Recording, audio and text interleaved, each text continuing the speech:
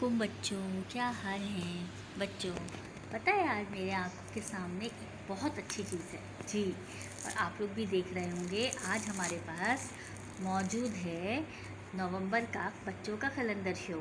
ये देखिए बच्चों, देखिए इसका सर्वर। अच्छा लगा आपको?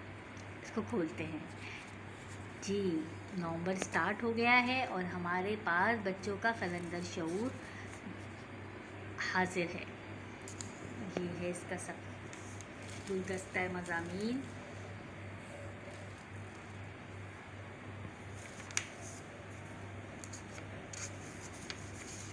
और इस नवंबर में हम आपको इसमें से बहुत सी चीज़ें कराएंगे, एक्टिविटीज़ भी कराएंगे। और इसमें बहुत सी कहानियाँ हैं बच्चों के हवाले से। साइंसी मज़ामीन तो मैं हमेशा आप लोगों को इसमें से कराती रहती हूँ, तो हम इस महीने इसको थोड़ा थोड़ा करके पढ़ेंगे। इसमें भी पहले की हमेशा की तरह से इसमें बहुत अच्छी अच्छी चीज़ें हैं। ठीक है बच्चों, तो आज तो खैर आज आप बताएं बच्चों, आज हम क्या पढ़ेंगे जी। आज हम पढ़ेंगे स्टोरी टाइम जी। आज हमारा है स्टोरी टाइम और हम कहानी पढ़ेंगे कौन से कैलेंडर शऊर से। हम पढ़ेंगे 2022 जुलाई के कैलेंडर शऊर से कहानी रसीद। चलेंगे शुरू करते हैं। अरसलान लाइक बच्चा है। इसके वालिदैन सुलझे हुए और तालीम याफ्ता हैं। घर में छोटी बहन, खूबसूरत दादी जिनका मुंह पोपला और आंखों में चमक है। एक रोज़ अम्मी ने अब्बू से कहा कि बाज़ार से सौदा ले आए।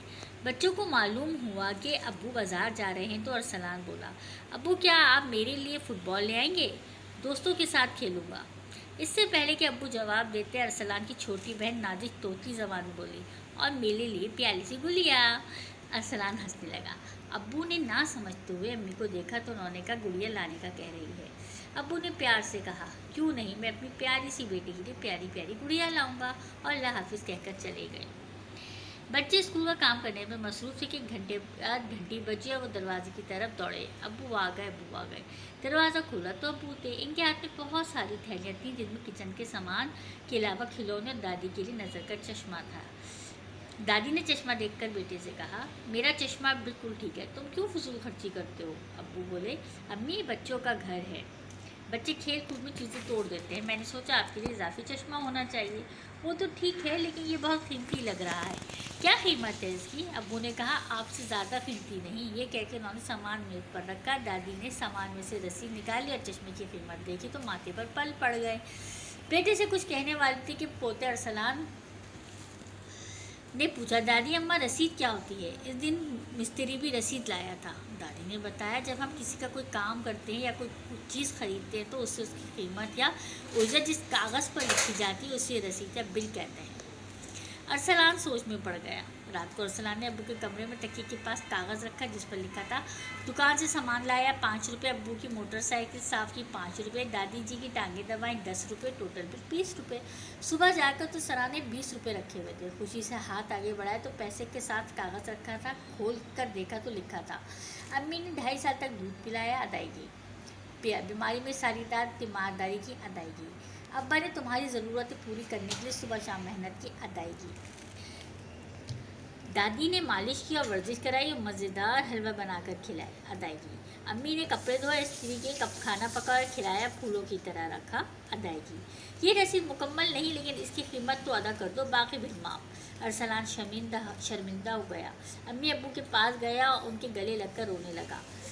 बोला, आपने जो कुछ मेरे लिए किया इसकी कीमत अदा नहीं हो सकती। अम्मी मुझे माफ़ कर दें। अम्मी अब्बू ने कहा, बेटा एक बात हमेशा याद रखना, किसी की खिदमत करो तो कभी किसी की कीमत ना लगाना। और ये भी याद रखो कि माँ बाप जो कुछ तुम्हारे लिए कहते हैं इसकी कीमत नहीं अदा हो सकती। प्यारे बच्चों, अम्मा अब्बा बच्चों की कीमत में दिन रात मसरूफ़ रहते हैं।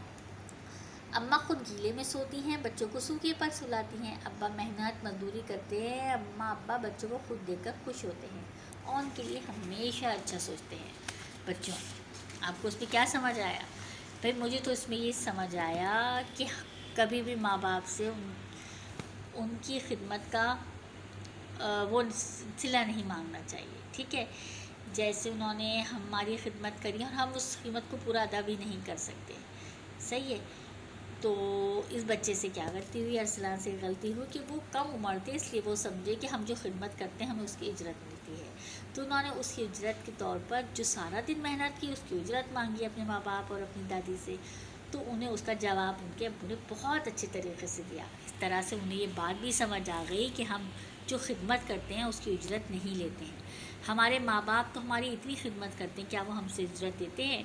اگر وہ ہم سے اجرت لینے بیٹھ جائیں تو ہم اپنی ایک ان کا قطرہ بھی دے دیں تو اس اجرت کو پورا نہیں کر سکتے۔